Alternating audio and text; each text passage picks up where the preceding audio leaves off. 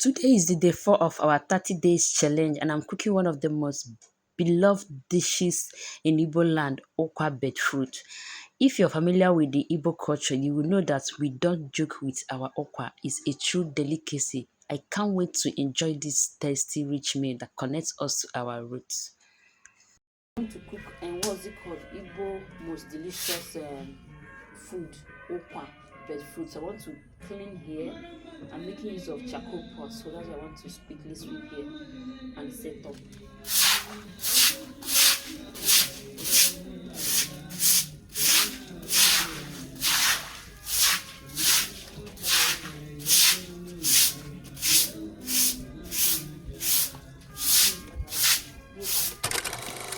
Let me rant. I don't know what is wrong with some of the Lagos landlord.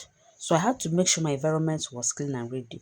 Since I'm cooking outside with a coal pot, the water log outside needed some attention.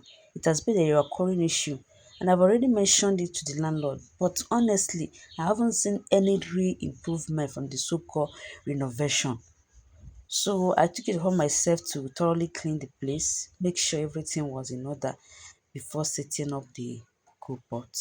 So my sister came to assist me so that I can be able to move the water to the other side and clean the place.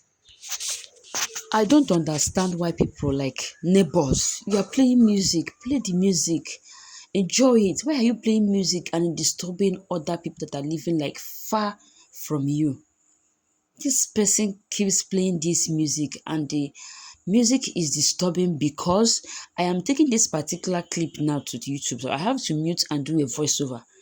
I don't want to get a strike because the music keeps playing there and I don't know what will I do. Me, I even thought moving this water out from here would be so easy, but right now, I'm sweating. It's not easy, but thank God my sister came to assist me. So everywhere is now clean and okay.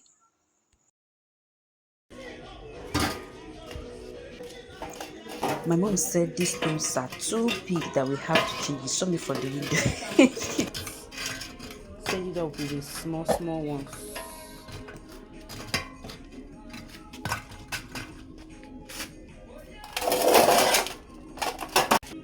So it's left for me now to bring my charcoal. I want to go and get the charcoal and pour inside so we can start preparation and every other thing. Yeah, this is it.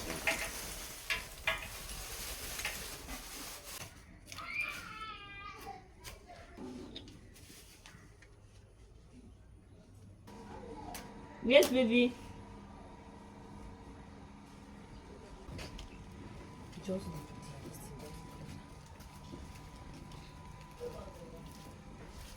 let me set my pot ready.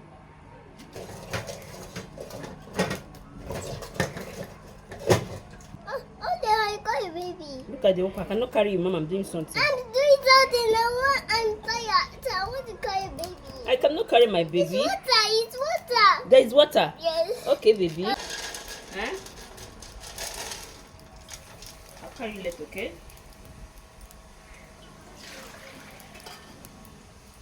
Hey, my baby. Come. Come. It's the water.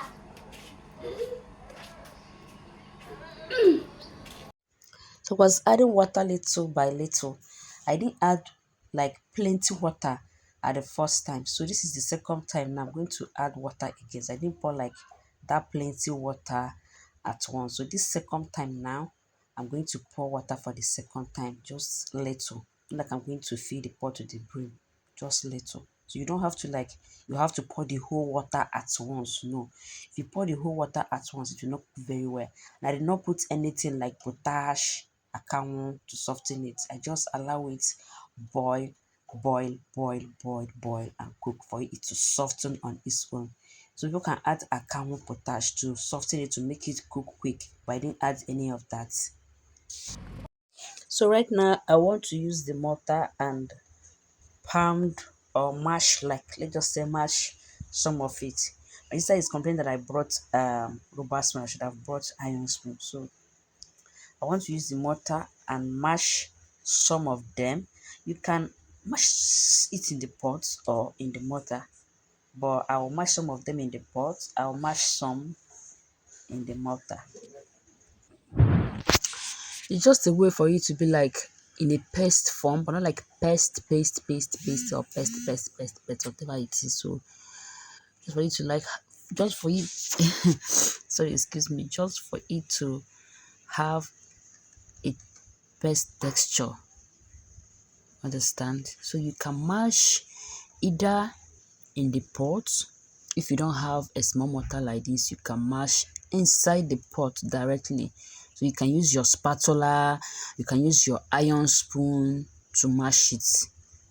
Yeah, it gives it another texture, not like it gives it another taste and another texture. Yes, but there are so many ways, there are so different ways to cook okpa. Some people cook and bring out the water for them to drink the water while eating it. There's a lot of ways to cook this particular okpa, but I'm making this particular one in this form. Okay, I'm cooking this one in this form. So there's a lot of method.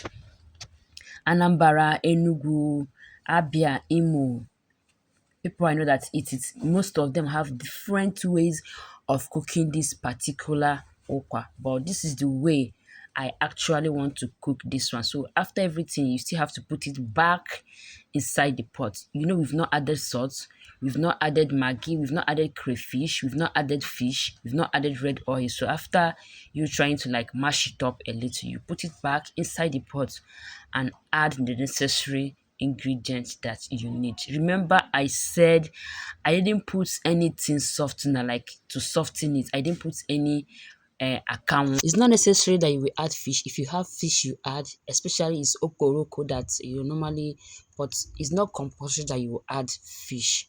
Okay, let me know in the comments the way you prefer cooking your own okwa. So as it is now, our okwa is ready to be consumed. So drop your comments in the comment section. Thank you for watching. Bye. Have you finished yours?